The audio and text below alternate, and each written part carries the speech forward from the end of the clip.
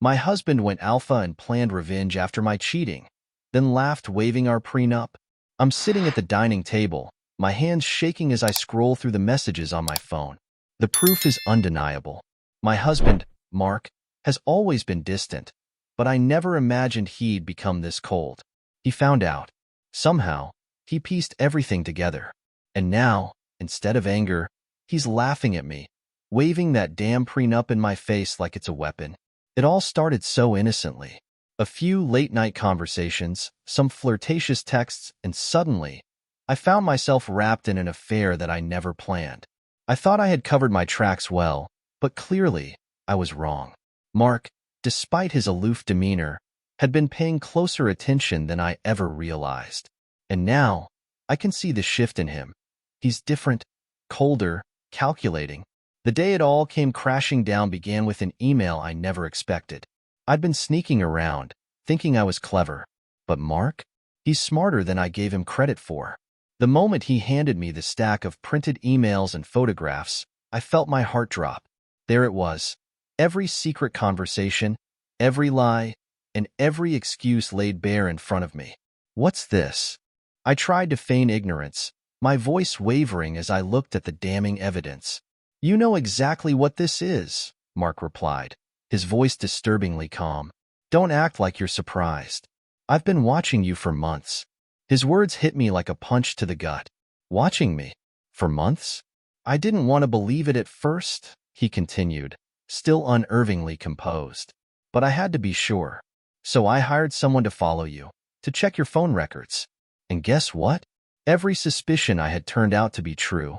I could feel the room closing in around me. My mind raced as I tried to think of something to say, some way to explain everything. But how do you explain something so twisted? Mark stood up, slowly walking toward me, a grin spreading across his face. You thought you could get away with it, didn't you? You thought I'd never find out? Mark, I started, but he cut me off. You don't get to talk, he snapped, his calm exterior cracking for just a moment. I've been planning this for a long time. And guess what? You're not getting a single dime out of me. Then, he did something I didn't expect. He laughed. A deep, mocking laugh that sent chills down my spine. In his hand, he held the prenup I had signed all those years ago, back when I thought I was marrying a man I could manipulate.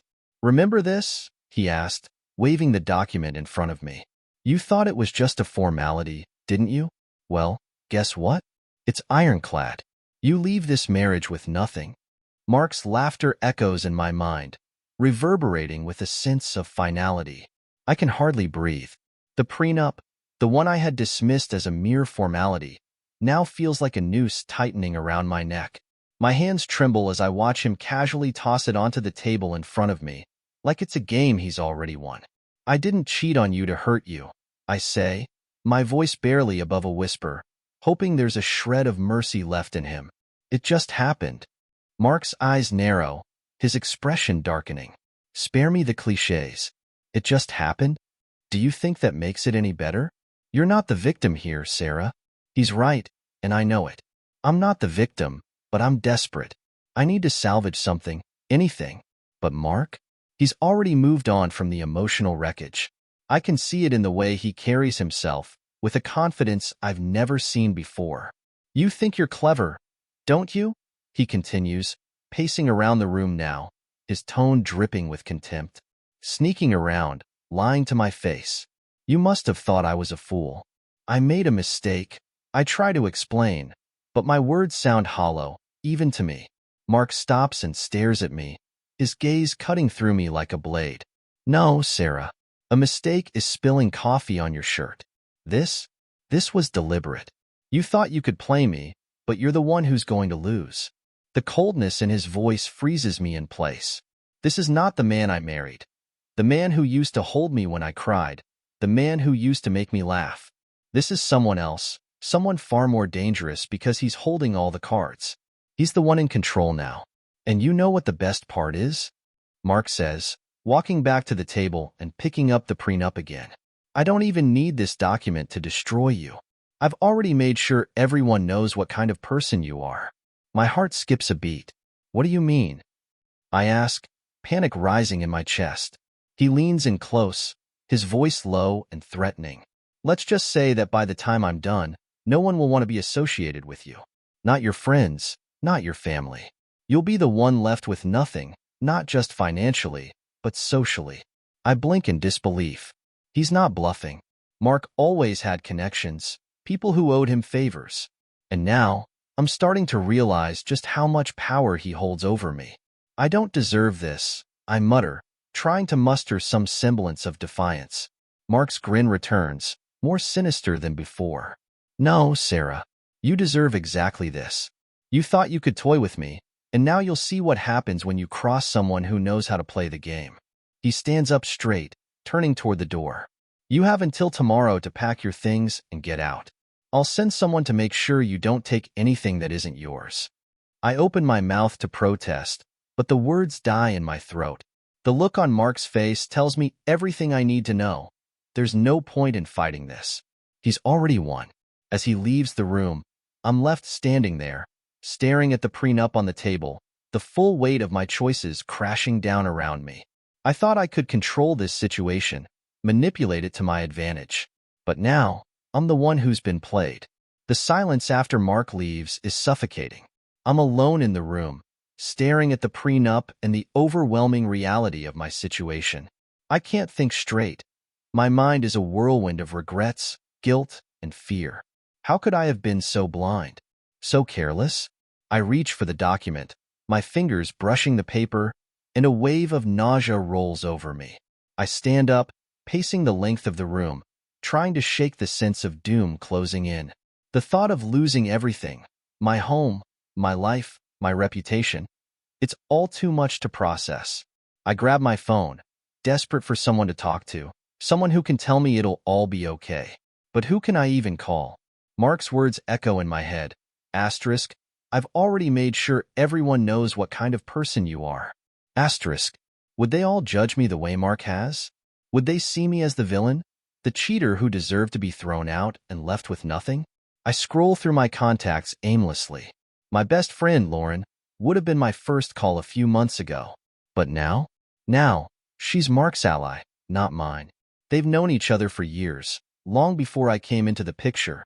And Mark's always had a way of winning people over, convincing them of his side of the story. I can already picture the phone call he's had with her, painting me as the deceitful wife who betrayed him. I throw the phone down onto the couch, frustration bubbling to the surface. I can't win this. Not like this. I sit down and bury my face in my hands. What's the point of fighting anymore? Mark's made sure I have no one left. He's taken control of everything. My career is tied to him. Our social circle revolves around him. Even my family has always adored him. And now, I'm the outcast. As the minutes tick by, I feel the weight of his plan pressing down harder on me. The cold calculation behind it all, watching, waiting, letting me dig my own grave while he stayed 2 steps ahead. It's terrifying, really. The lengths he's gone to, the way he's manipulated the situation to make sure I have no way out. How could I have been so stupid? I think back to when this all started, when I let things go too far. It wasn't supposed to end like this. I never wanted to destroy my marriage, but I let myself believe that it was all just a distraction, something that wouldn't have real consequences. I never thought Mark would find out. I never thought he would care, honestly. He'd always been so distant, so absorbed in his own world. But I was wrong. So wrong. Suddenly, the doorbell rings, pulling me from my spiral of thoughts. I freeze, my heart pounding in my chest. I have no idea who it could be. Mark wouldn't have sent someone already, would he? I approached the door slowly, half expecting to see him standing there, ready to deal the final blow. Instead, when I opened the door, I'm met with the last person I expected, Jacob. He stands there, looking at me with an unreadable expression. My affair partner. The man who was supposed to be nothing more than a brief escape from reality. And yet, here he is, standing on my doorstep at the worst possible moment. I heard what happened, he says, his voice low, almost apologetic. I don't know how to respond. My mind is racing, trying to make sense of how he knows. Did Mark tell him to? Has Mark orchestrated even this? I didn't know Mark found out, Jacob continues, stepping closer. I came as soon as I heard. He reaches out to touch my arm, but I pull away instinctively. The sight of him now only reminds me of everything that's led to this disaster. You shouldn't be here, I manage to say, my voice barely a whisper. It's over. Jacob looks taken aback, his brows furrowing. What do you mean? We can figure this out. We'll get through it. I shake my head, backing away. No, Jacob, you don't understand. I'm done. Mark's already won. He opens his mouth to speak, but I cut him off, my emotions spilling over. You don't get it. I've lost everything. He's destroyed me. Jacob stands there, speechless, as I close the door in his face, leaving him outside in the cold. The weight of everything crashes down around me, and I collapse to the floor, tears finally streaming down my face. I sit there on the floor, my back against the door, sobbing uncontrollably. The weight of my choices, of Mark's cold revenge, and of the shattered remnants of my life crash over me like waves. I never thought it would end up like this. Me, alone, broken, with no one left to turn to. The door behind me feels like a barrier between the world I once knew and the hell I'm living in now. Jacob's presence just minutes ago felt like the final insult. He didn't understand, couldn't understand. This wasn't some soap opera where we could run off into the sunset, unscathed. No, Mark had already set things in motion, and I was standing at the center of his storm with no escape in sight. I wipe my eyes and try to collect myself, but the pain is overwhelming. All I can think about is how thoroughly Mark planned this, how long he's been watching, waiting for the right moment to strike. For months, maybe even years, he's been silently plotting, and now, he's watching me fall apart with nothing but satisfaction on his face. I stand up, feeling unsteady on my feet, and glance around the living room. Everything in this house reminds me of him, of the life we built together. The photos on the wall, the furniture we picked out, even the books on the shelves. It's all tainted now, poisoned by the knowledge of what's happened. I can't stay here. Not anymore. I head upstairs to the bedroom, grabbing a suitcase from the closet.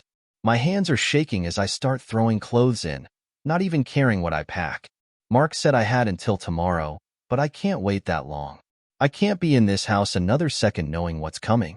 As I pack, my mind races with thoughts of what I'll do next. Where will I go? What's left for me? I don't have many options. My family, they'll side with Mark. He's always been the charming, successful one. They adore him. And my friends? They'll judge me just like he said they would. In their eyes, I'm the villain now, the woman who threw away a good man for a cheap affair. I zip up the suitcase and sit on the edge of the bed, my heart pounding. I don't know where to turn. I feel trapped, suffocating under the weight of it all.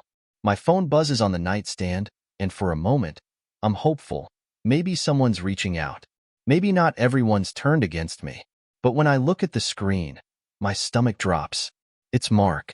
A simple text, asterisk, don't forget. Tomorrow, 10 a.m. Be gone by then. Asterisk.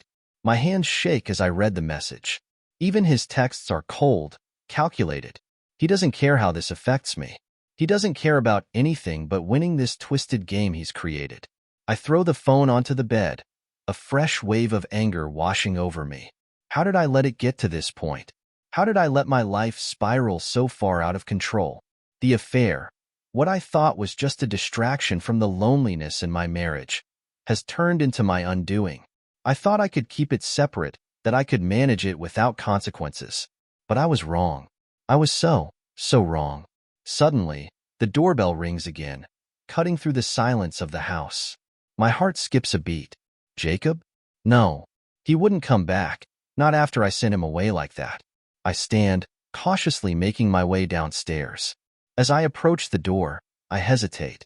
I peer through the peephole, and my blood runs cold. It's not Jacob. It's Mark. He's standing there, calm, composed, and holding an envelope in his hand. I take a deep breath and open the door, bracing myself for whatever he's about to say. His eyes meet mine, and for a moment, there's a flicker of something in his gaze, something almost human. But it's gone just as quickly, replaced by the cold detachment I've come to expect. I thought I'd drop this off early, he says, holding the envelope out to me. I hesitate before taking it, my fingers trembling as they close around the thick paper. What is this? I ask, my voice barely steady. He smiles, a cruel, knowing smile. The final nail in the coffin. I stare at him, my mind racing. What more could he possibly do to me? Hasn't he already taken everything? Open it, he says. Leaning against the doorframe like this is all some kind of game. I tear open the envelope, pulling out the stack of papers inside. My eyes scan the document, and my heart sinks. Divorce papers. He's moving faster than I ever thought possible. No discussion, no chance for reconciliation. Just cold, calculated finality. I thought we could get a head start on this, he says casually. After all, there's no point dragging this out, is there? I swallow hard, my voice catching in my throat. You don't want to talk about this? At all? Mark's eyes harden. There's nothing left to talk about, Sarah. You made your choices. Now, you have to live with them. I stare at the divorce papers in my hand, feeling the weight of every page like a crushing blow. My life, my marriage, my future. It's all laid out in cold legal terms, ready to be erased. I can't find the words to respond, my mouth dry as the reality of it all settles in. This is really happening. Mark is cutting me out of his life, and he's doing it with the precision of someone who has planned this moment for far too long. I don't understand. I finally manage, my voice barely audible. Why are you doing this? You could have just confronted me. We could have talked. Mark's face twists into something bitter, almost unrecognizable. Talk? About what, Sarah? About how you betrayed me. About how you threw away everything we built because you couldn't keep your lies in check. He steps closer, his presence looming. I'm not here to talk. I'm here to end this. Tears sting the corners of my eyes, but I refuse to let them fall. I can't show weakness in front of him. Not now. Not when he's already taken so much. I never wanted it to be like this, I whisper. Mark laughs, a harsh, humorless sound that makes my skin crawl. Yeah, well, it's too late for that, isn't it? You should have thought about that before you slept with him. The venom in his voice is palpable, and for the first time, I realize just how deep the wound goes. This isn't just about revenge for him. This is personal. He's not just angry. He's devastated. You're right, I admit, my voice shaking. I messed up. I hurt you. But we can fix this somehow. He shakes his head slowly, his eyes cold and unforgiving. There's no fixing this. You made sure of that. I open my mouth to argue, to plead with him for some sliver of compassion, but he cuts me off before I can speak. And don't think for a second that you're getting anything from me in this divorce, he says, his voice low and firm. You sign that prenup, and trust me, my lawyers will make sure it holds up. You'll walk away with nothing, just like you deserve. I stand there, stunned, unable to comprehend how everything has spiraled so far out of control. He's serious. He's really going to leave me with nothing, not just financially, but emotionally. I've been erased from his life, and there's no coming back from it. I never thought you could be this cruel, I say quietly, the words slipping out before I can stop them. Mark's eyes flash with anger, and he steps closer, towering over me. Cruel? You think this is cruel? What's cruel is lying to someone who trusted you, sharing your life with them while you sneak around behind their back. What's cruel is letting someone believe you love them while you give yourself to someone else. Don't you dare talk to me about cruelty, Sarah. You have no idea what that feels like. The silence that follows is deafening, and I can feel the distance between us growing, like a chasm that can never be bridged. Mark's breathing is heavy, his eyes burning with the fire of betrayal, and I realize that he's not just ending our marriage. He's destroying any hope I had left. Without another word, he turns and walks away, leaving me standing in the doorway with the divorce papers in hand. I watch him go, my mind numb, unable to process the finality of it all. When the door clicks shut behind him, it feels like the last piece of my life crumbling into dust. I sink to the floor, clutching the papers to my chest as the tears finally fall. I don't even try to stop them this time. The weight of everything, the affair, the lies, the cold revenge, It all crashes down around me, and I feel like I'm drowning in the aftermath of my own mistakes. I glance down at the divorce papers, seeing the signature line where my name is supposed to go. The words blur through my tears, but I can still make out the legal terms that spell the end of everything I thought I had. I want to scream, to tear the papers apart and pretend that none of this is real. But it is real. Mark is gone, and with him, everything I once knew. I've lost, and there's no one to blame but myself. I don't know how long I sit on the floor, drowning in the reality that my life has fallen apart. Eventually, I stand up, every part of me aching as I drag myself through the motions of packing. Mark's words echo in my head like a cruel mantra. You'll walk away with nothing. I zip up the suitcase, knowing full well it's more than what I deserve at this point. The divorce papers lie untouched on the bed, a glaring reminder of the finality that's about to descend. I know I need to sign them, but I can't bring myself to do it yet. Signing those papers would be admitting that it's over. All of it. I take a deep breath and head downstairs, but the house feels hollow. Every corner holds memories of a life I thought I had, a life that now feels like a lie. I glance around, wondering where I'll go, what I'll do. I have no plan, no direction. Mark has cut off every lifeline I once had, and now I'm adrift in a sea of uncertainty. I grab my phone and scroll through my contacts again. It's a fruitless exercise, I know that. No one will take my side. No one will listen to my story.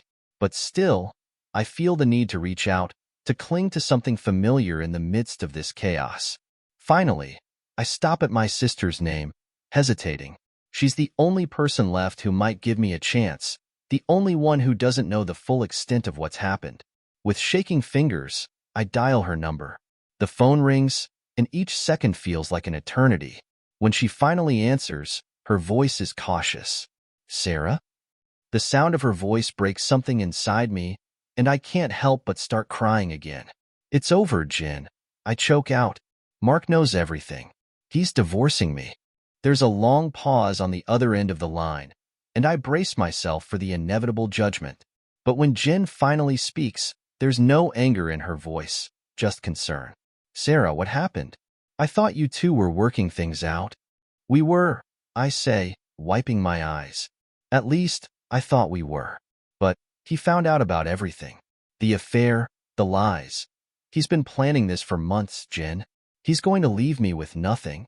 Jen sighs, and I can hear the weight of her disappointment. I don't know what to say, Sarah. You really messed up, but you're still my sister. Where are you now? I glance around the empty living room, feeling the void closing in on me. I'm still at the house. I'm packing, but I don't know where I'm going. Mark gave me until tomorrow to leave. Come here, she says softly. We'll figure it out. I'm not going to abandon you, but you have to understand. You did this to yourself. Her words are like a knife to the heart, but I know she's right. I did do this to myself. I made the choices that led me here, and now I'm paying the price. But even in my shame, the thought of going to Jen's house gives me a sliver of hope, a place to go, a temporary refuge from the storm I've created. Thank you. I whisper, my voice cracking. Just get here safely, Jen replies. We'll talk when you arrive. I hang up the phone and take a deep, shaky breath. At least now I have a destination, even if it's only a temporary reprieve. I grab my suitcase and make my way to the door, pausing for a moment to look back at the house I once called home. It's hard to believe that just a few days ago, this place was filled with memories of a life I thought would last forever. But that's gone now. Everything I knew is gone. I step outside and close the door behind me, locking it one last time. The cool evening air hits my face as I drag my suitcase to the car, my mind swirling with the enormity of what I've done. The betrayal, the lies, the affair. It's all led me here, standing alone in the driveway with nowhere to go. As I drive away from the house, the reality of it all crashes over me again. I have no idea what comes next. I've burned every bridge, and now I'm left stranded in the wreckage of my choices. But as I drive toward my sister's house, one thought keeps gnawing at me. Mark won. He didn't just find out about the affair. He used it to destroy me, to strip me of everything, and I let him. And the worst part? I still don't know how far he's willing to go. I arrive at Jin's house long after the sun has set, the darkness outside mirroring the emptiness inside me. Her house is a small, cozy place, a stark contrast to the large home Mark and I once shared. I pull into the driveway and sit there for a moment, gripping the steering wheel and trying to calm my nerves. My head is throbbing, and my eyes are sore from crying. I'm not ready to face her, but I don't have a choice. I'm out of options. The front door opens before I even step out of the car. Jen stands in the doorway, arms crossed, watching me with a mix of concern and disappointment. She's always been the stronger one between the two of us, the one who held everything together when our family was falling apart. Now, she's the one holding me together, even though I don't deserve it. I grab my suitcase and slowly walk toward the house. Jen steps aside to let me in, and the warmth of her home washes over me like a wave. For a moment, it feels safe. But the weight of what I've done follows me inside, lingering like a dark cloud.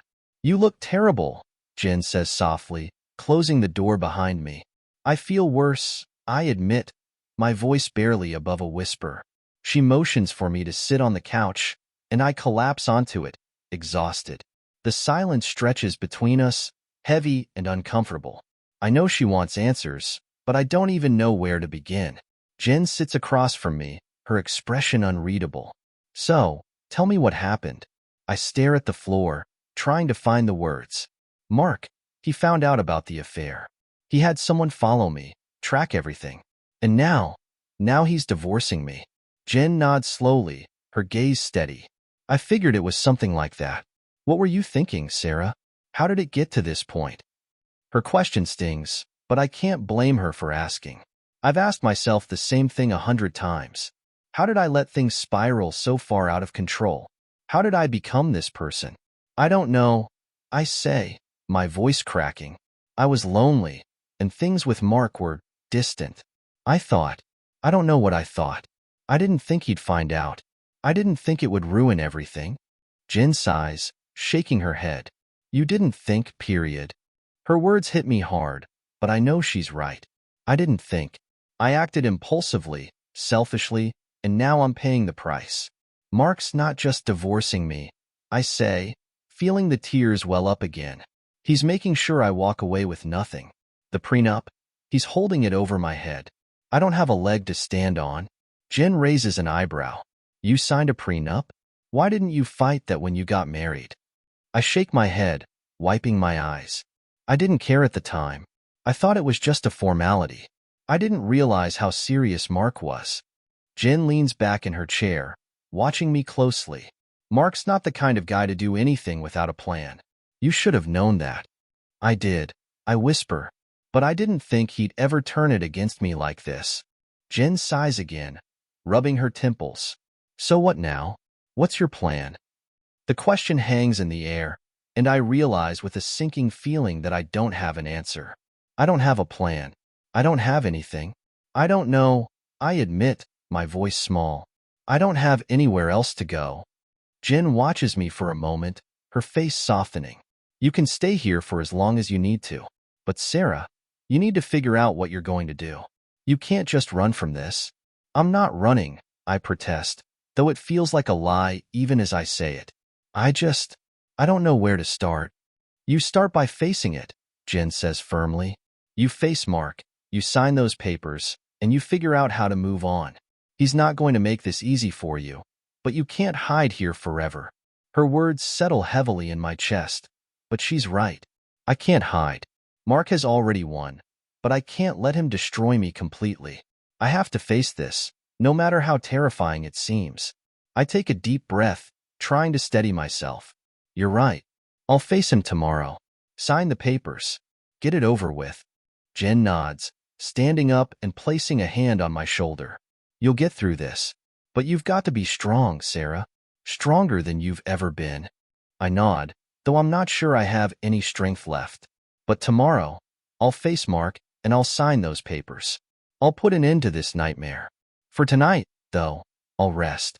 I need to gather whatever courage I can, because the final showdown is coming and I'm not sure I'm ready."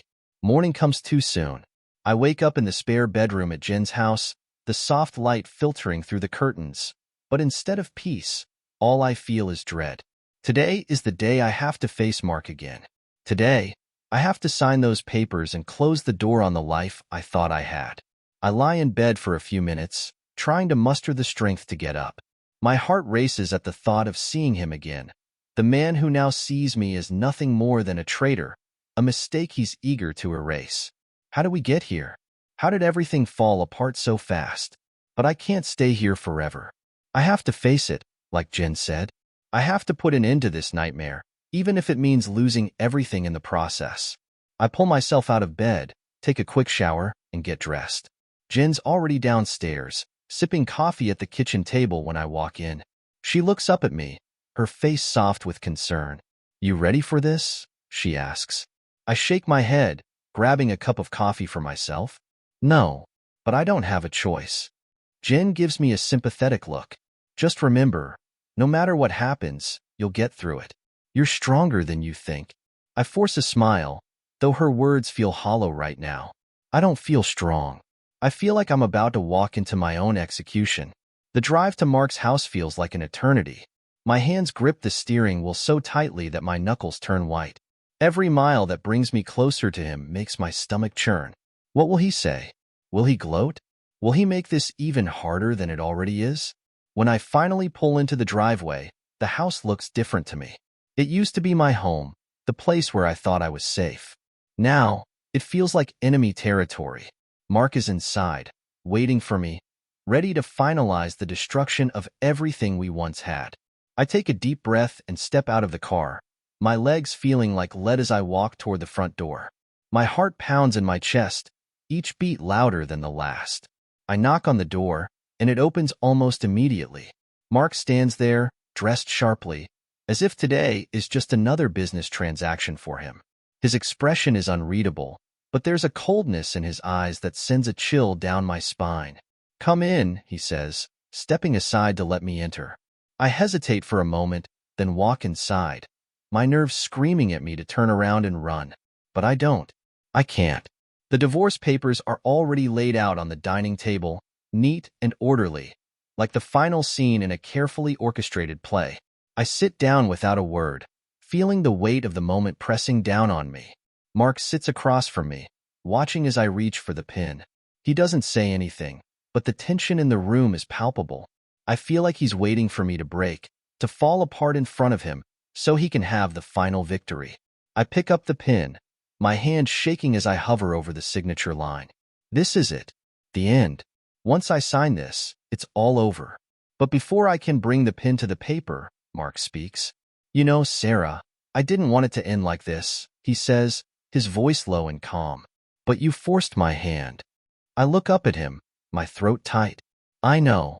You thought you could get away with it," he continues, his eyes locking onto mine.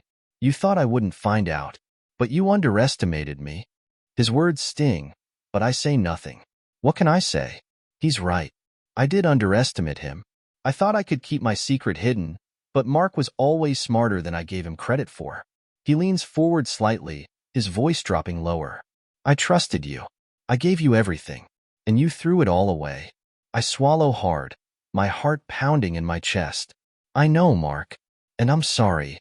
His eyes narrow, and for a moment, I think I see a flash of emotion, anger, hurt, something. But it's gone as quickly as it appeared. "Sorry isn't going to fix this," he says coldly. I nod, my fingers tightening around the pen. "I know." There's a long, heavy silence between us.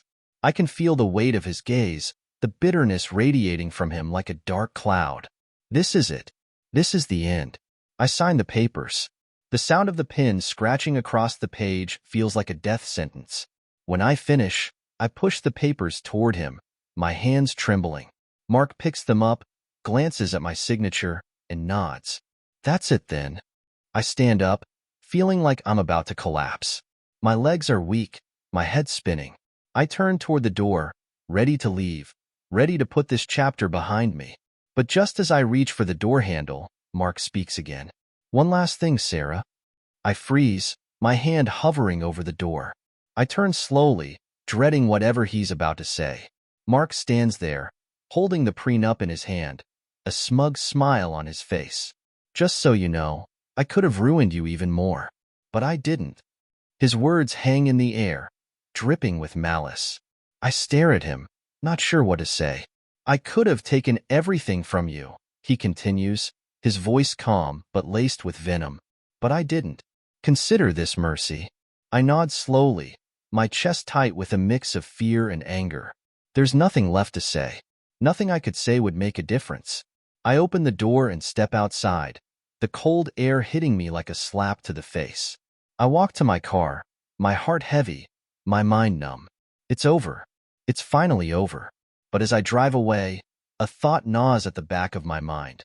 Mark may have let me go today, but I have a feeling this isn't the end. Not yet. The drive back to Jen's house feels endless, the road stretching out in front of me like a path leading away from the wreckage of my life. I thought that signing those papers would bring some kind of closure, some finality. But instead, it feels like I've only opened a new chapter of uncertainty and fear. Mark's last words, consider this mercy, replay in my mind, over and over, like a warning. What did he mean by that? What else could he possibly take from me?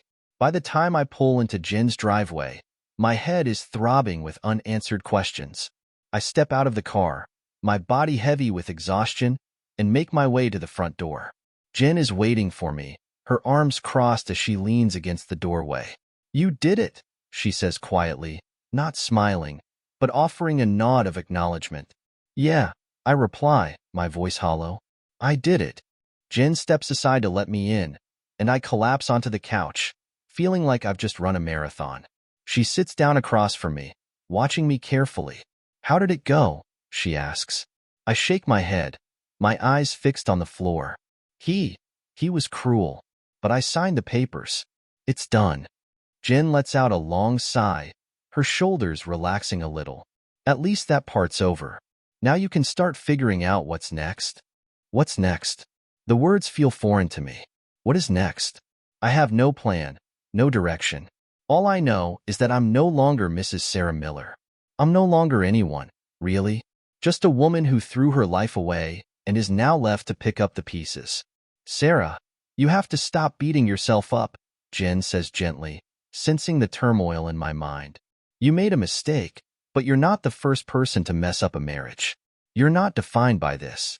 Her words are meant to comfort me, but they only deepen the ache in my chest. I just don't know how to move forward, I admit, my voice trembling. Mark, he didn't just end things. He made sure I have nothing left. Jen frowns. What do you mean? Did he threaten you? I shake my head. No, not directly. But he's taken everything. The prenup, the house, my reputation, and the way he talked at the end. It's like he was warning me, like there's more he could do. Jen's frown deepens. That's unsettling. Are you sure he's not going to pull something else? I don't know, I reply, feeling a cold pit forming in my stomach. But knowing Mark, I wouldn't be surprised. We sit in silence for a while, the weight of the situation pressing down on both of us. Jen finally stands up and walks into the kitchen, returning with 2 glasses of wine. She hands me one, and I take a long sip, grateful for the distraction. What are you going to do now? She asks, sitting back down. I don't know, I admit, my mind swirling with uncertainty. I don't have a job, and I can't go back to the life I had before. Everyone will know what happened. I'll be the woman who cheated, the woman who lost everything. You can't think like that, Jen says firmly. You're more than this mistake. You've got to rebuild, start over. It's going to be hard, but you can do it. I nod, though the idea of starting over feels impossible right now. I don't know where to begin. The life I thought I had is gone, and with it, the future I thought I was building. I'll figure something out, I say, trying to convince myself as much as her. I have to. Jen gives me a small smile, her eyes soft with sympathy. You will, and I'll help you, whatever you need. I nod, grateful for her support, but deep down, the fear still lingers. Mark may have signed the papers, but something tells me this isn't over. The way he looked at me, the way he spoke, it felt like a promise that he's not done with me yet. The days that follow blur together, a mix of sleepless nights and restless days. I try to distract myself, but every time I close my eyes, I see Mark's face. His cold, detached expression. The way he held the prenup like it was a weapon. Jen goes back to work, leaving me alone in her house most days. I spend hours staring at the walls, trying to figure out what comes next. I apply for jobs online, but the idea of starting fresh feels overwhelming. My mind keeps drifting back to Mark, wondering what he's planning, what he meant by those final words. One afternoon, as I'm scrolling through job listings, my phone buzzes with a new message. I glance at the screen, and my heart stops. It's from Mark. Asterisk, we're not done, Sarah. You'll see soon enough. Asterisk. I stare at the message, my hands shaking. What does he mean? What is he going to do? I stand up, pacing the room, my heart racing. I thought this was over. I thought signing the papers meant the end. But now, it feels like the beginning of something worse. I dial Jen's number, my voice trembling when she picks up. Jen, I need to talk to you. I think Mark's going to do something. Jen rushes home from work after my frantic call, and within an hour, she's sitting across from me in her living room, her expression tight with worry. I hand her my phone, and she reads Mark's message in silence. I can see the tension in her jaw as she processes his words, her brow furrowing with concern. He's really not letting this go, is he? She says, her voice low. What do you think he means? I don't know, I reply, pacing the room, my nerves shot. But I don't think it's just an empty threat. He's already taken everything from me. What else could he do? Jen leans back, her arms crossed as she thinks. It could just be him trying to mess with your head. But if he's serious, we need to be ready. Ready for what? I ask, my voice shaky. He's got all the power, Jen. He's already got the money, the house, my reputation. What more could he take? Jen stands up, walking over to me and placing a hand on my shoulder. We need to talk to a lawyer. You need to know your rights, even if it feels like you don't have any. Mark can't just bully you forever. Her words offer some comfort, but deep down, I know this isn't about legalities. It's about control. Mark has already won, but now he's toying with me, dragging it out because he can. He knows I'm vulnerable. He knows I have nowhere to go and no one else to turn to. I don't think a lawyer can fix this, I say quietly, shaking my head. He's not going to stop until I'm completely destroyed. Jen watches me for a long moment, her eyes softening with sympathy. We can't let him get to you like this. I know it feels hopeless right now, but you've got to stand up to him. You can't just let him scare you into submission. I nod, though the fear is still gnawing at me. I've seen what Mark is capable of. I underestimated him once, and now I'm paying the price. But what choice do I have? I can't hide forever. Jen pulls out her phone and starts scrolling through contacts. I'm going to set up a meeting with a lawyer tomorrow. We'll figure out what our options are. Okay, I say, my voice barely audible. It's hard to find any strength to argue right now, and maybe talking to someone who understands the law will give me some clarity, something to ground me in the chaos.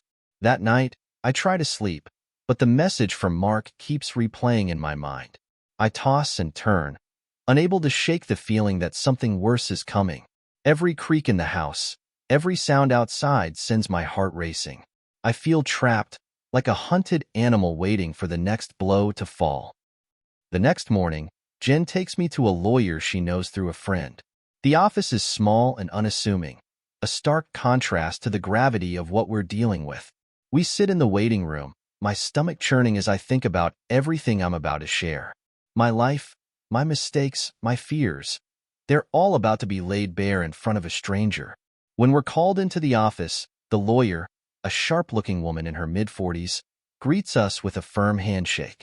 She introduces herself as Karen, and after a few minutes of small talk, she gets straight to the point.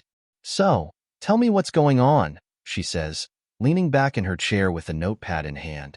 I glance at Jen, who nods encouragingly, and then I start from the beginning. I tell Karen about the affair, about how Mark found out, and how he used the prenup to take everything from me. I show her the text message from Mark, and her brow furrows as she reads it. This is troubling, she says, setting the phone down. It's not a direct threat, but it's enough to be concerning. Have you had any other communication with him since the divorce papers were signed? No, I reply, feeling a lump in my throat. Just that message. Karen taps her pen against her notepad, thinking for a moment. Here's the thing. Mark can't legally do much more than what's already been agreed upon in the divorce settlement. The prenup limits what you're entitled to, yes, but he can't take anything else from you. His message seems more like an attempt to intimidate you. I exhale, feeling a tiny bit of relief. At least legally, he doesn't have much more he can do. But, Karen continues, her tone serious, that doesn't mean you shouldn't be careful. Mark seems like the kind of person who enjoys control, and he's already shown that he's willing to go to great lengths to manipulate you. I nod, feeling the weight of her words. So what do I do? Karen leans forward, her eyes sharp. You document everything. Every message, every interaction. If he escalates, you'll have proof that he's harassing you. And if he crosses a line, we'll file a restraining order. A restraining order. The idea of it sends a shiver down my spine. I never imagined my life would come to this, needing legal protection from the man I once loved. But as Karen talks, I realize that I need to be prepared for whatever Mark is planning. I'll keep an eye on things, I say, my voice steadier now. Karen nods. Good. And don't hesitate to reach out if anything happens. We'll take it step by step. As Jen and I leave the office, I feel a small sense of control returning. It's fragile, but it's there. For the first time in days, I feel like I'm not completely helpless. There are options, there are ways to protect myself. But deep down, I know Mark isn't going to let this go easily. As we drive home, Jen glances over at me. Feel better? A little, I admit. At least now I know what to do if things get worse. But even as I say it, I can't shake the feeling that Mark's next move is coming. And when it does, it's going to be something I'm not ready for. The days that follow are unnervingly quiet. I stay at Jen's place, trying to keep a low profile, trying to settle into the idea of starting over, but the tension never leaves me. I can't relax, not really. Every time my phone buzzes, I jump, half expecting another message from Mark, another reminder that he's not done with me. But the phone stays silent. I should be relieved, but instead, the silence feels ominous, like the calm before a storm. I know Mark too well to believe that he's just going to walk away. He's planning something. I can feel it. I keep myself busy, applying for jobs, trying to figure out how to move forward, but the fear lingers. Every time I catch a glimpse of my reflection in the mirror, I barely recognize the woman staring back at me. I've lost weight, my eyes are hollow from sleepless nights, and the confident person I used to be feels like a distant memory. Jen tries to help, offering to spend more time with me, but she's got her own life to manage. I can't burden her with my problems forever. One morning, about a week after our visit to the lawyer, I wake up to find a letter waiting for me on the front porch. No stamp, no return address, just my name scrawled in a familiar hand. My heart pounds as I pick it up, already knowing who it's from. I tear the envelope open, my fingers shaking. The note inside is short, but the message is clear. Asterisk, you thought you could run, but I'm always watching. You'll never escape me, Sarah. You belong to me. Asterisk. I drop the letter, my breath catching in my throat. The words swim in front of my eyes as the full weight of the threat settles over me. Mark isn't done. He's not just trying to ruin me financially. He's trying to break me completely. I rush inside, slamming the door behind me. My mind races as I try to figure out what to do. Do I call Jen? Do I go back to the lawyer? What if this is just the beginning? What if he's already watching me, just waiting for the right moment to strike? I grab my phone and dial Jen's number, my hands shaking so badly I can barely hold the phone to my ear. Jen, I need you, I say as soon as she picks up, my voice trembling. He sent me a letter. He's threatening me. I don't know what to do. Jen's voice is immediately filled with concern. Sarah, calm down. I'm on my way. Don't do anything until I get there. I hang up, my heart racing, and sit on the couch, clutching the letter in my hands. The words feel like a poison seeping into my skin, like Mark's presence is already suffocating me, even from a distance. Jen arrives within minutes, bursting through the door with a determined look on her face. She takes the letter from me, reading it with a frown. "This is serious," she says, her voice tight. "We need to take this to Karen right away. He's escalating." I nod, too shaken to speak. We grab the letter and head straight to Karen's office, the fear gnawing at me the entire drive. My mind keeps replaying Mark's words over and over. Asterisk, you belong to me. Asterisk, it's not just a threat. It's a promise. When we arrive at the lawyer's office, Karen takes the letter from us, reading it with a grim expression. She looks up at me, her face serious. "This isn't just intimidation anymore. This is harassment," she says. "We can file for a restraining order immediately." I swallow hard, my mouth dry. A restraining order. The idea feels surreal, but what else can I do? Mark is clearly trying to terrorize me, and I have to protect myself. "Do it," I say, my voice firmer than I feel. "Whatever it takes." Karen nods and gets to work right away, filing the necessary paperwork while I sit in her office, trying to steady my breathing. Jen stays by my side, her hand resting on my shoulder, offering silent support. I'm grateful for her, but at the same time, I feel guilty for dragging her into this mess. As Karen types away, I can't shake the feeling that this is only the beginning. Mark isn't the type to give up, and I know this restraining order won't stop him from finding new ways to torment me. "Sarah," Karen says, pulling me from my thoughts, "I'm going to expedite this, but I need you to be careful. This kind of behavior can escalate quickly. If you notice anything unusual, any strange cars, people following you, call the police immediately." I nod, my heart sinking at the thought. Is this my life now? Constantly looking over my shoulder, waiting for Mark to make his next move? We leave Karen's office, the weight of the situation pressing down on me like a heavy fog. Jen drives us back to her place, and the silence between us is thick with unspoken fear. As we pull into the driveway, Jen finally speaks. "You can't stay here, Sarah. It's not safe. If Mark knows where you are." I swallow hard, realizing she's right. Mark must have found me somehow. Maybe he's been watching Jen's house, waiting for the right moment. Staying here is only putting her in danger, too. I don't know where else to go, I admit, feeling the panic rise in my chest again. "We'll figure something out," Jen says firmly. "You're not alone in this." But I can't help feeling like I am. Mark has made sure of that. He's isolated me, stripped me of everything, and now he's coming for whatever's left. That night, as I lie in bed at Jen's, I can't sleep. Every creak in the house, every gust of wind outside feels like a threat. I keep imagining Mark standing outside, watching, waiting. I try to remind myself that the restraining order will protect me, that the law is on my side now. But deep down, I know Mark isn't afraid of the law. He's always played by his own rules, and now, I'm caught in his game. The next few days pass in a haze of anxiety. Jen insists on staying close, keeping me busy with mundane tasks to distract me from the looming fear that Mark could be watching. But no amount of distraction can erase the weight of his threat, the suffocating knowledge that he's out there, plotting his next move. Every shadow outside the window, every unfamiliar car that drives by, makes my pulse race. Jen does her best to reassure me, but I can tell she's worried too. The tension in her shoulders, the way she glances outside more often than usual. She knows as well as I do that Mark isn't the type to back down. He's playing a twisted game, and I'm his target. The restraining order goes through quickly, thanks to Karen's persistence. I now have a legal shield, but it feels paper-thin against the force of Mark's obsession. I carry a copy of the order with me wherever I go, but I know, deep down, that a piece of paper won't stop him if he decides to escalate. It's late one evening, and I'm sitting on Jen's couch, trying to focus on a movie that's playing in the background.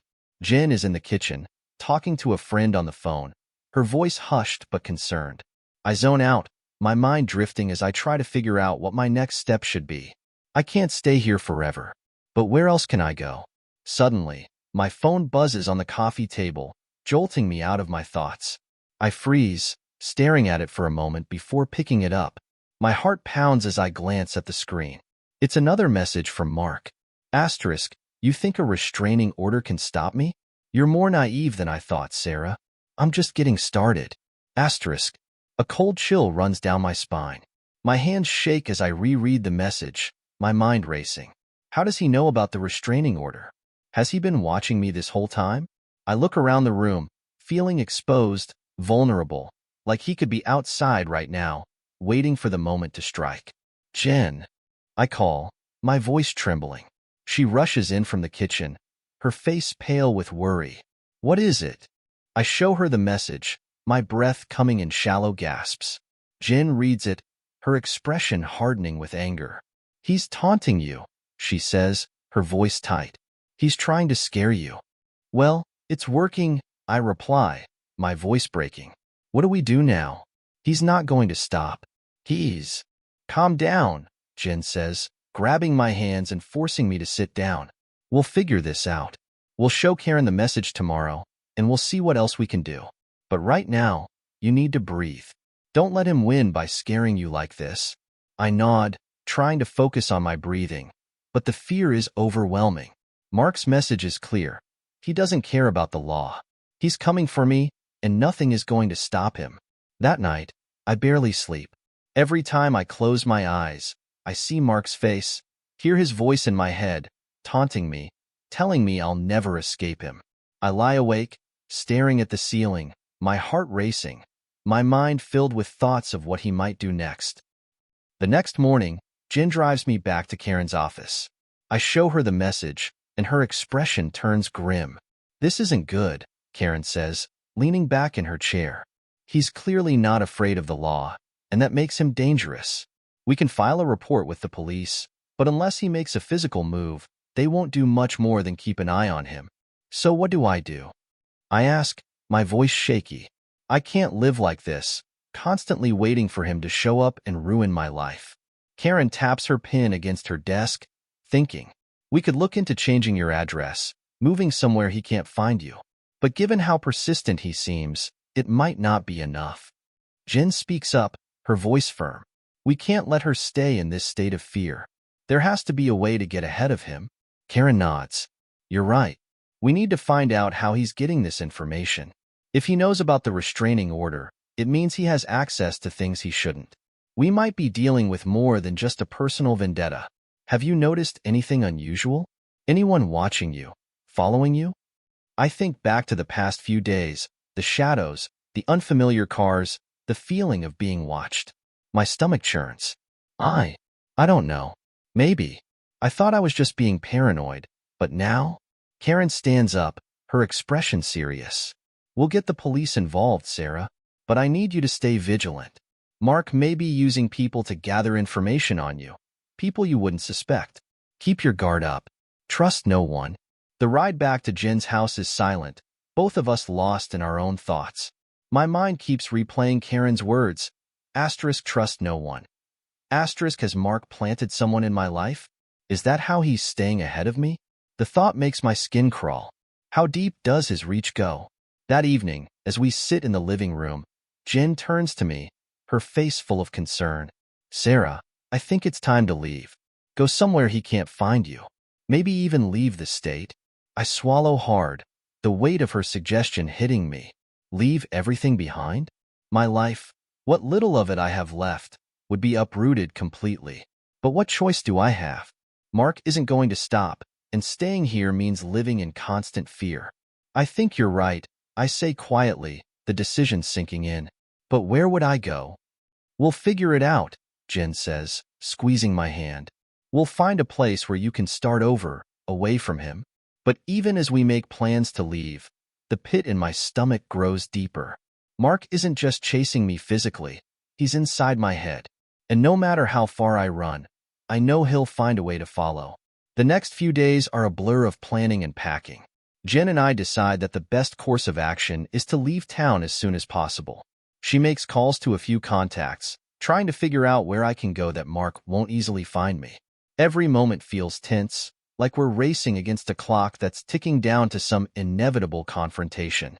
I pack my few belongings in silence, my mind numb from the weight of everything. How did my life come to this? How did I go from living comfortably, albeit distantly, with Mark to running for my safety, trying to escape his reach? The guilt of my actions, my affair, my betrayal, still gnaws at me, but it's now overshadowed by the fear that Mark is lurking just beyond every corner, waiting to strike. We settle on a plan. I'll leave for a small town up north where one of Jen's old friends has a cabin. It's remote, out of the way, and most importantly, off Mark's radar. I'll disappear for a while, lay low, and try to figure out my next steps. It's not ideal, but it's better than staying here, vulnerable and exposed. The morning we're supposed to leave, my phone buzzes again. My heart drops into my stomach as I see the notification. Another message from Mark. Asterisk, running won't save you, Sarah. You can't hide from me forever. I'll find you. Asterisk. I freeze, staring at the words. How does he know? How could he possibly know that I'm planning to leave? Jen, I call out, my voice shaking. She rushes in from the kitchen, taking one look at my face and knowing something's wrong. What is it? She asks, her eyes scanning me for signs of panic. I hand her the phone, my fingers trembling. She reads the message, her expression hardening. He's tracking you somehow. There's no other explanation. He has to know what you're doing. But how? I ask, my voice rising in panic. I haven't told anyone but you. I don't even post anything online. How could he know? Jen paces, thinking. Maybe it's your phone. He could have installed some sort of tracking app without you knowing. The thought sends a chill down my spine. Of course. It makes sense. Mark has always been tech-savvy, and he's had access to my phone before. He must have planted something on it, tracking my every move. We need to get rid of it, Jen says firmly. Leave the phone here. If he's tracking you through it, that's how he's staying ahead of you. I hesitate, the thought of leaving my phone behind making me feel even more disconnected from the world. But Jen's right. It's the only way to break free from his control. I power down the phone and leave it on the kitchen counter, feeling a strange sense of loss as I step away from it. We'll get you a new one once you're settled, Jen assures me. For now, we'll stay off the grid as much as possible. We load the car and head out before the sun rises, hoping that the early departure will keep us off Mark's radar. Jen drives and I sit in the passenger seat, my eyes scanning the road, paranoid that at any moment, Mark could appear behind us, following us to my new hiding place. Hours pass, and the tension doesn't let up. I can't shake the feeling that we're being watched, even though there's no sign of anyone tailing us. My mind keeps replaying the messages, Mark's words echoing in my head. He'll find me. He always finds a way. We arrive at the cabin just before nightfall. It's a small, rustic place, nestled in the woods, far from any prying eyes. The air is crisp, and the silence around us is almost unnerving after the constant hum of the city. This will work, Jen says, stepping out of the car and surveying the area. You'll be safe here for now. I nod, though the pit in my stomach remains. Safe? What does that even mean anymore? I haven't felt safe in weeks, maybe longer. Mark's reach feels limitless, like no matter where I go, he'll always find a way to get to me. Jen helps me unload my bags and shows me around the cabin. It's small but cozy, with a wood-burning stove and a tiny kitchen. It's the kind of place that would be perfect for a weekend getaway, if only I weren't here out of fear. You'll be okay, Jen says, giving me a reassuring smile as we settle in. Just stay low, and I'll keep in touch. We'll get through this. I want to believe her. I want to believe that this nightmare will end, that I'll find some way to rebuild my life. But deep down, the fear remains. I can't help but feel like Mark's watching, even from afar. The thought of him knowing where I am, of him finding me, sends shivers down my spine. That night, I lie in bed, staring at the ceiling, listening to the sounds of the forest outside. It's peaceful, but my mind is anything but. Every noise makes me jump, every creak of the cabin sending a fresh wave of paranoia through me. Just as I'm about to drift into an uneasy sleep, I hear it, a faint sound outside. Footsteps. My heart races. I sit up, listening carefully. The footsteps stop, then start again, closer this time. I get out of bed, my breath coming in shallow gasps. I creep to the window, pulling the curtain aside just enough to peer outside. At first, I see nothing but darkness. Then, a shadow moves across the yard. My heart leaps into my throat. Someone's out there.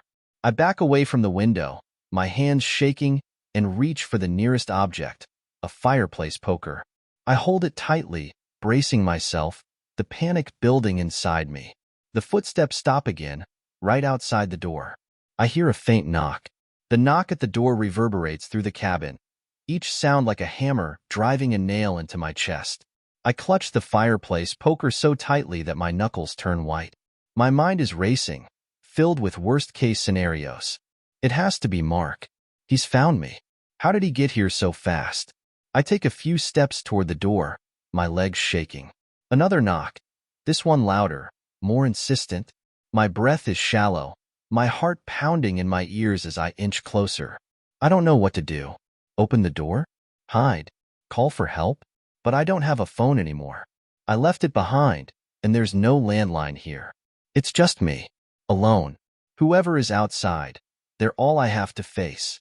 The knocking stops, and there's a moment of silence that feels even more terrifying than the sound itself. I peer through the small window next to the door, trying to catch a glimpse of who's there. But all I can see is a shadow, too tall to make out any details in the dark.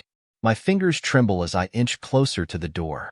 I can hear my own heartbeat, loud and erratic, as I try to steel myself for whatever comes next.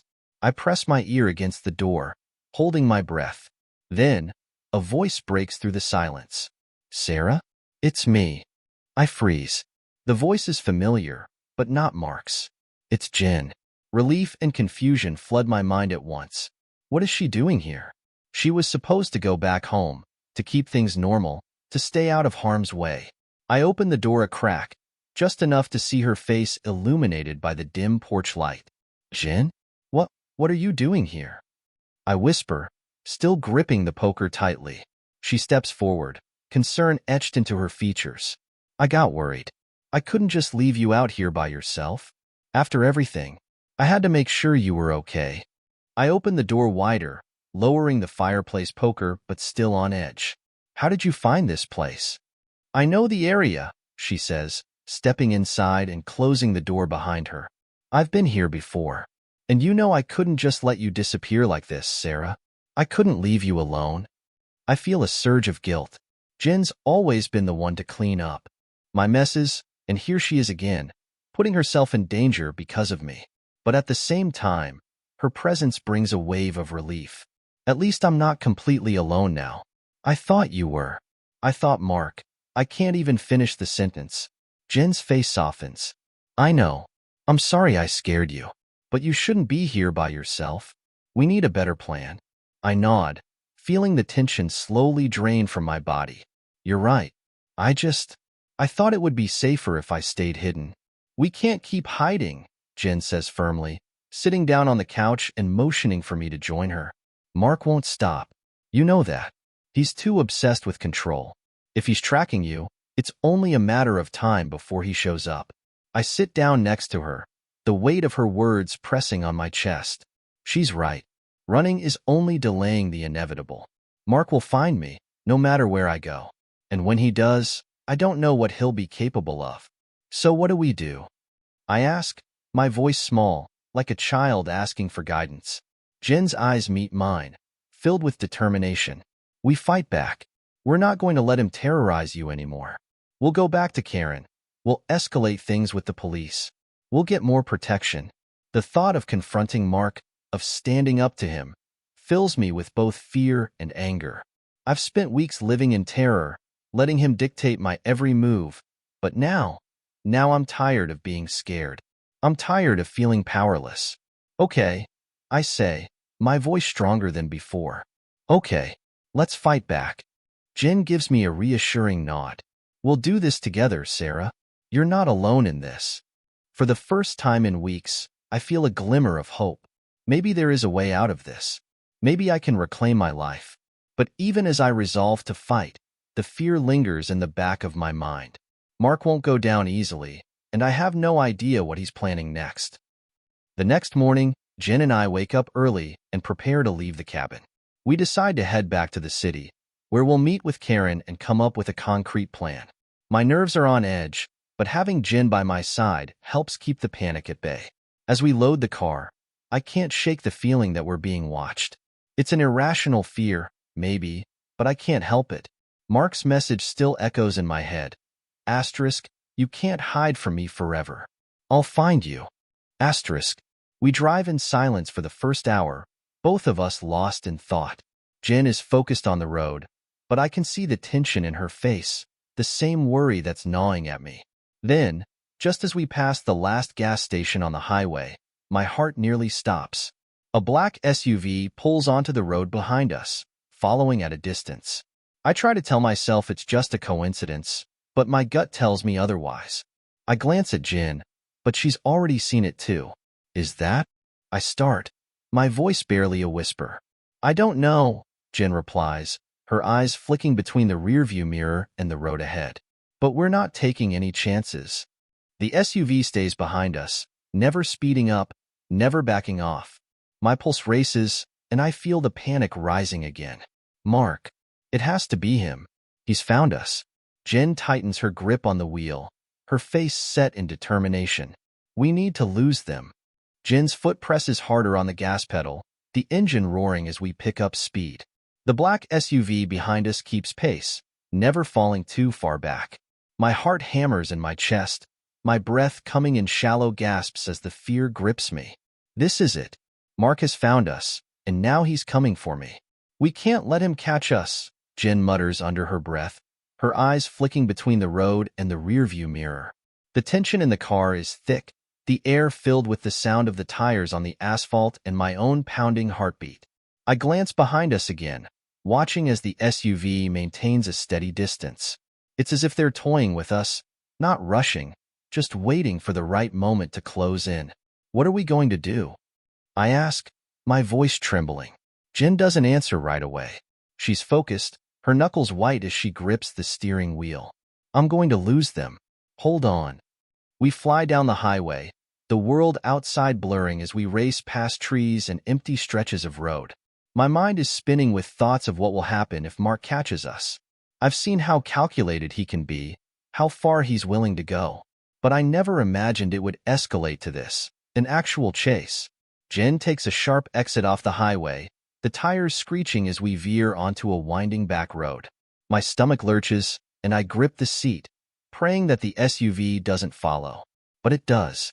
They're still behind us, I say, my voice tight with panic. Jen curses under her breath. Hang on. I know these roads. We swerve through narrow lanes, trees closing in on either side of the car as we speed down the winding road. The SUV is still behind us, its headlights flashing through the trees, getting closer. I can feel the walls closing in, the fear rising to an unbearable level. What will Mark do when he catches up? What kind of man has he become? Suddenly, Jen slams on the brakes, and we skid to a stop in a small clearing. The SUV roars past us, its driver clearly not expecting us to stop so suddenly. For a moment, there's silence, and I think maybe, just maybe, we've lost them. But the SUV screeches to a halt further up the road, and then I see it. Someone getting out of the driver's seat. A tall figure, moving with purpose. I can't make out his face, but I don't need to. I know who it is. It's him, I whisper, my voice barely audible. Jen, it's Mark. Jen's eyes widen as she watches the figure approach. Stay in the car, she says firmly. Lock the doors.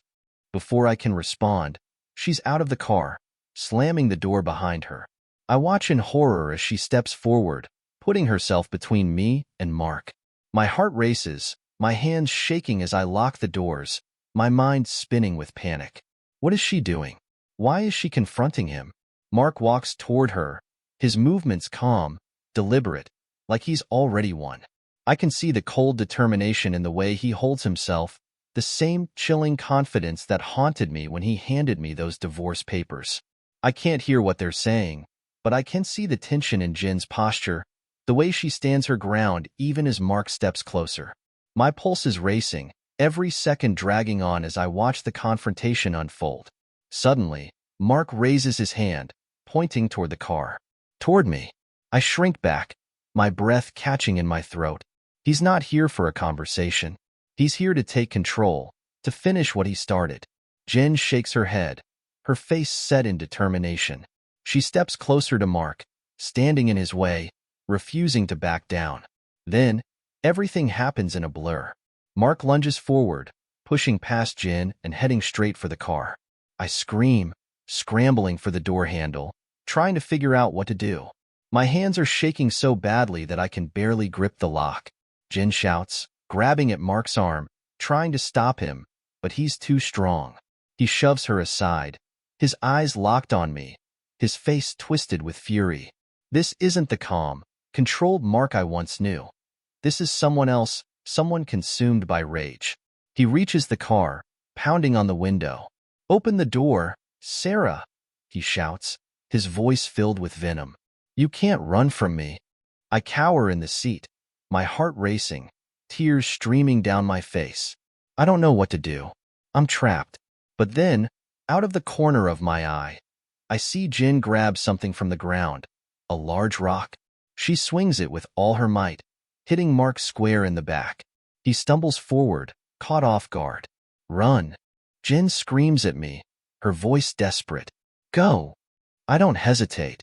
I throw open the passenger door and bolt from the car, my legs moving faster than I ever thought possible. The cold air stings my face as I run into the woods, my heart pounding in my ears, the sound of Jin's struggle with Mark fading behind me. I don't look back. I just keep running, my breath coming in ragged gasps as the trees blur around me. I can hear footsteps behind me. Someone's chasing me. I push myself harder, faster, adrenaline fueling every step. Branches whip against my face, the ground uneven beneath my feet, but I keep going. I have to keep going. Suddenly, I trip, my foot catching on a root. I tumble forward, crashing to the ground with a thud. Pain shoots through my ankle, but I scramble to my feet, forcing myself to keep moving. I glance back, just for a moment, and see Mark. He's still coming, relentless, his eyes fixed on me like a predator hunting its prey. I push myself forward, my lungs burning, every part of me screaming in fear and pain. But I know one thing, I can't let him catch me. Not now. Not ever. My legs burn as I push through the dense forest, branches scratching at my arms, the ground uneven beneath my feet. Each step sends jolts of pain through my ankle, but I can't stop. I won't stop. Behind me, I hear Mark crashing through the trees, relentless, like a predator that won't rest until he has his prey. I know if I slow down, if I stumble again, he'll catch me. The fear coursing through me is overwhelming, but it keeps me moving, keeps me alive. My breath comes in ragged gasps, my heart pounding so loudly in my ears that I can barely hear anything else. The forest around me feels like a maze, the trees closing in on every side, but I keep running, desperate to put as much distance between myself and Mark as possible. I glance over my shoulder, catching a glimpse of him through the trees. He's getting closer, his eyes fixed on me with a look of fury and determination that sends chills down my spine. How did I get here? How did my life spiral so far out of control? I turn my head forward again, trying to focus on the path ahead. The woods are thick, the ground uneven, but there's a small clearing up ahead. Maybe if I can make it there, I can figure out what to do next. Find some way to hide, or better yet, escape completely. But before I can reach the clearing, my foot catches on another root, and I stumble, barely managing to stay upright.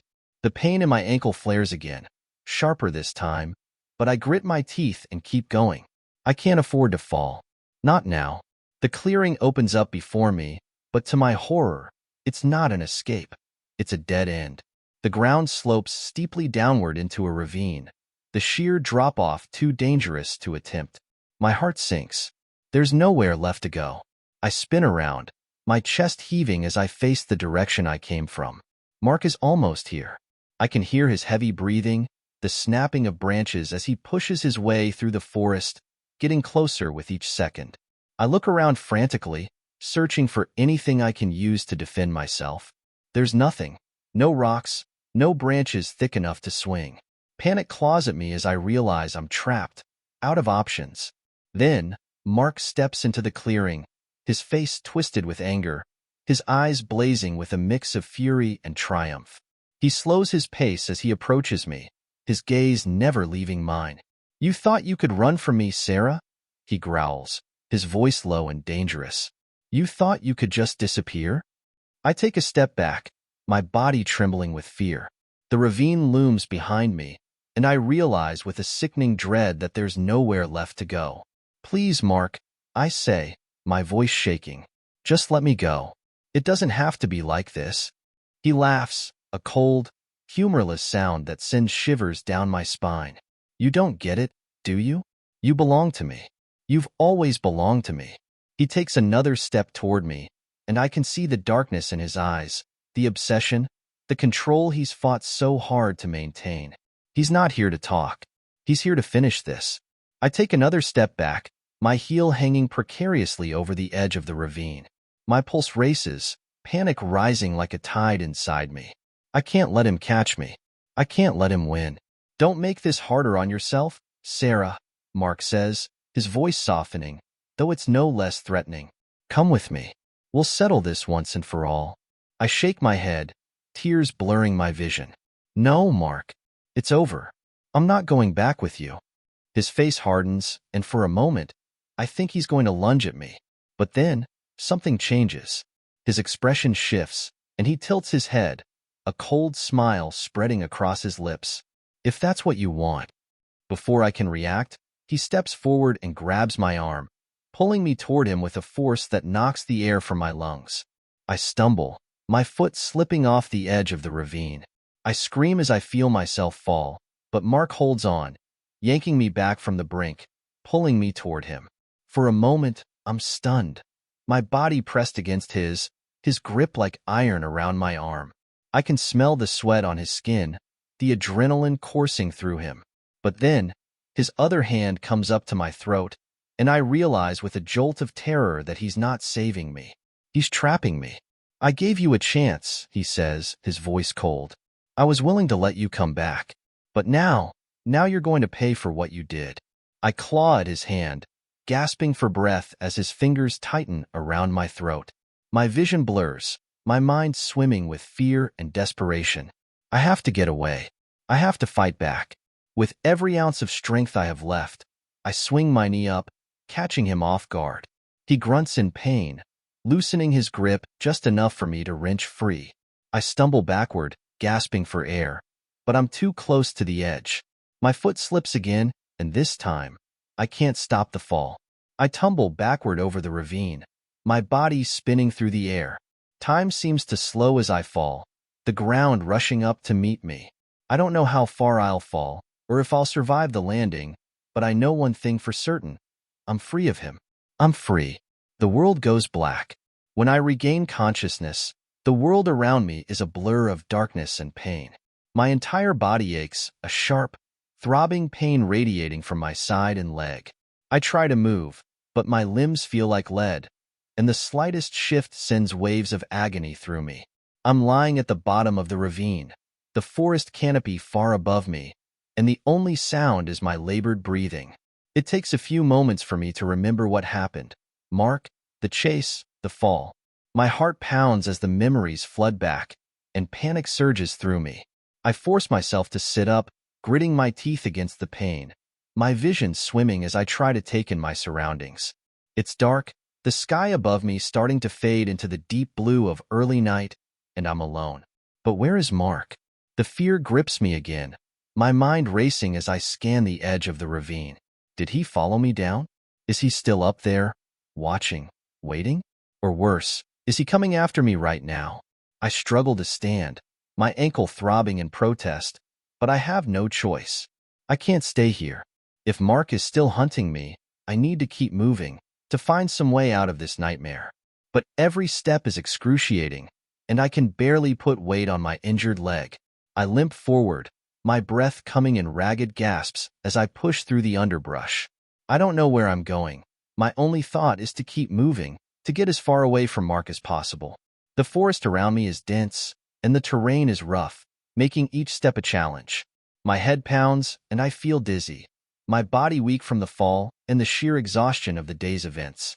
As I stumble through the trees, I hear a sound behind me, a distant crunch of leaves, a footstep. My blood runs cold. He's coming.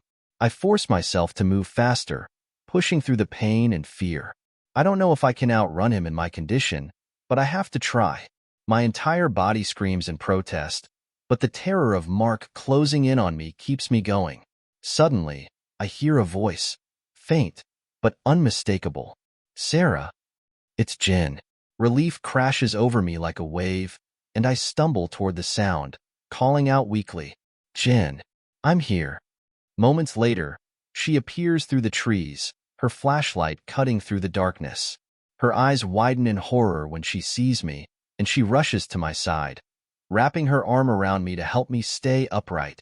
Oh my God, Sarah, she gasps, her voice trembling. Are you okay? What happened? I fell, I managed to say, my voice hoarse. Mark, he's still up there. Jen's face hardens, her grip on me tightening. We need to get you out of here. Now. She helps me limp through the woods, her flashlight guiding the way. My body is on the verge of collapse, but I force myself to keep going, leaning heavily on Jen as we make our way through the thick trees. I can feel the panic rising inside me with every step, knowing that Mark could be right behind us, waiting for the moment to strike again. We don't speak as we move, both of us too focused on getting away. The forest is eerily quiet, and the only sound is the crunch of leaves beneath our feet and my ragged breathing. My mind is racing, torn between the fear of Mark finding us and the desperate hope that we'll make it out of here alive. Finally, after what feels like an eternity, we reach a small clearing where Jen parked the car. Relief washes over me at the sight of it, but I know we're not safe yet. Not until we're far away from this place. Jen helps me into the passenger seat, her hands shaking as she buckles me in. She gets into the driver's seat, and as soon as the engine roars to life, she floors it, speeding down the dirt road, away from the ravine, away from Mark.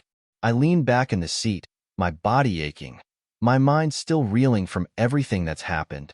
Jen drives in silence, her face set in grim determination, her eyes flicking to the rearview mirror every few seconds, as if expecting to see Mark's car tailing us. But there's nothing. No headlights, no sign of pursuit. We drive for what feels like hours, but I can't relax. The fear, the paranoia, it clings to me like a second skin. Even though Mark isn't behind us, I can't shake the feeling that he'll find me again, that he'll never stop. Finally, Jen pulls off the road and parks in front of a small motel. We'll stay here tonight, she says quietly, helping me out of the car. We need to regroup, figure out our next move. I nod, too exhausted and in too much pain to argue. My body feels like it's been shattered, and my mind is barely holding on. All I want to do is lie down and forget that any of this ever happened. We check into the motel, and Jen helps me to the bed, where I collapse in a heap. The pain is overwhelming, but I'm too exhausted to care.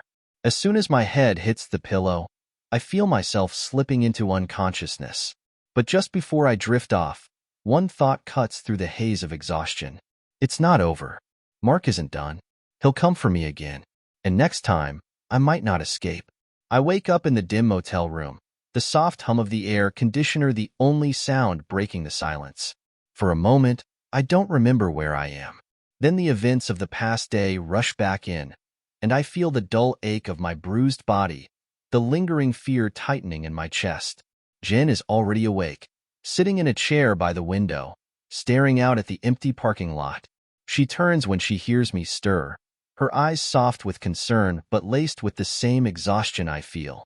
How are you feeling? She asks quietly. I try to sit up, grimacing as pain shoots through my side. Like I got hit by a truck, I say with a half-smile, though there's no humor in it. Jen nods, getting up to pour me a glass of water. We need to talk about what happens next. I know she's right. Mark may not have followed us last night, but he's not going to stop. Not until he's finished whatever twisted plan he's set in motion. We can't keep running. We have to take control.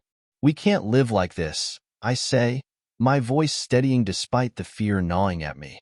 He's not going to stop until... I don't finish the sentence. I don't have to. We both know what's at stake. Jen sits down next to me, her face tense with thought. I think we have only one option left. We need to go to the police again. But this time, we need to show them everything, every message, every threat. We need to make them understand that Mark is dangerous. I nod, though the idea of facing the police again fills me with dread. They didn't take the restraining order seriously enough the first time, and I'm terrified that they'll dismiss this again. But Jin's right. We can't do this alone anymore. Jin's phone buzzes, breaking the heavy silence. She glances at it, her face tightening. "It's Karen," she says, answering the call and walking to the corner of the room. I don't hear much of the conversation, but I can tell from Jin's stiff posture that something's wrong. When she hangs up, her face is pale. "What is it?" I ask, my heart pounding. "Mark's lawyer called Karen this morning," she says slowly, sitting back down. "Apparently, Mark is filing harassment charges against you." I stare at her, stunned. "What?" Jin nods, her face dark with disbelief. "He's claiming that you've been sending him threatening messages, trying to ruin his reputation. He's flipped the entire narrative. I feel like the ground has just dropped out from under me. It's a masterstroke. Mark turning the tables, making himself out to be the victim. My mind reels. He's always been good at manipulating situations. But this is a whole new level of cruelty." Jin watches me carefully. "We'll fight it. Karen thinks we have a case, especially with the messages he's been sending you. But Sarah, we have to be prepared. He's not going to back down easily." I nod, my hands trembling as I try to process what this means. Mark isn't just trying to scare me anymore. He's trying to destroy me completely, to paint me as the villain in a story where he's the puppet master pulling all the strings. But something shifts inside me as the weight of it all settles in. I've been running for too long, letting Mark control my every move, my every thought. But not anymore. I won't let him win. Not like this. We're going to fight him, I say, my voice steady. We're going to make sure everyone knows the truth. The next few weeks are a whirlwind of legal meetings, police reports, and endless anxiety. But we push forward. Karen works tirelessly to gather evidence. Every message, every letter, every trace of Mark's obsession. Jen stays by my side through it all, her unwavering support the only thing keeping me grounded. There are moments when I want to give up, when the weight of it all feels too much to bear. But I remind myself of what's at stake. My life, my freedom, my future. I won't let Mark take that from me. And then, finally, the breakthrough comes. Karen calls me late one evening with news that shakes everything. "We have proof," she says, her voice filled with relief. "Mark slipped up. He's been tracking you illegally, your phone, your car. We have enough to file criminal charges against him." It feels like a dam breaking. For the first time in months, I feel the possibility of freedom, real freedom, from Mark's control. The day of Mark's arrest comes quietly. I don't go to see it happen. I don't need to. I know that whatever punishment the law hands down won't erase what he did to me, but it's a start. It's the end of his grip on my life. In the days that follow, I begin to rebuild. Slowly, carefully. The fear doesn't disappear overnight, but it fades. I move out of the state, starting fresh in a place where the shadows of the past can't follow me. Jen stays in touch, visiting when she can, her presence a reminder of the strength I found in the darkest times. And as time passes, I begin to feel like myself again. No longer the woman running from a predator, but someone with her own future, her own power. Mark may have tried to control me, to break me, but in the end, I'm still here. I survived, and I'll never let anyone take that from me again. Thanks for sticking with us until the end. If this story resonated with you, make sure to subscribe for more intense tales of love, betrayal, and personal growth. We dive deep into the complexities of relationships, exposing the raw emotions and dramatic moments that define them.